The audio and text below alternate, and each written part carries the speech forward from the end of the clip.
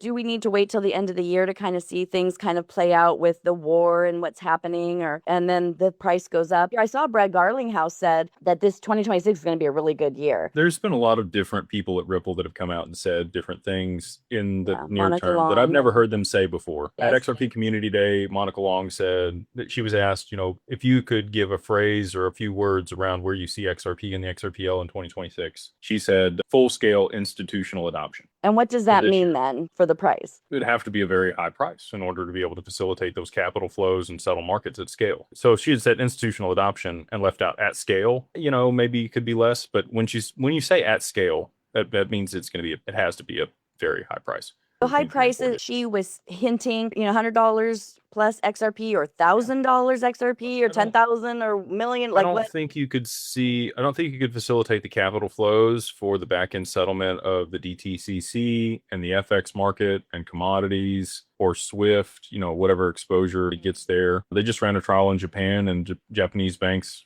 showed that using Ripple and XRP was 60% cheaper than settling on the Swift network. That's right. So, they're going to have to compete. And if they don't want to lose market share, they're going to have to use the same infrastructure. I don't know if they're going to partner with R3 to be able to facilitate that. Same thing with DTCC. That's where I think they're going to go is R3 partnership to be able to facilitate capital flows and settle in XRP. But all that being said, yeah, I think that it's going to have to be a higher price. And we've got, a lot of things culminating here in Q2 and Q3. I mean, the math doesn't math otherwise. You can't facilitate the back end settlement of $600 trillion at $2. It at can't happen. $2. Yeah. Yeah. Even if you could use the same XRP, a lot of times per day. The other piece that I think a lot of people really haven't figured out yet is the collateral component. And that's going to be a designation given by the BIS here in Q2. They're giving 4 different designations. Bitcoin, ETH, Solana, and XRP are all going to get designations from the BIS, which is the Bank of International Settlements. They are the authority for all the banks globally on what collateral looks like on their balance sheet. And then I know that there's some larger players moving into custody and some other stuff in Q3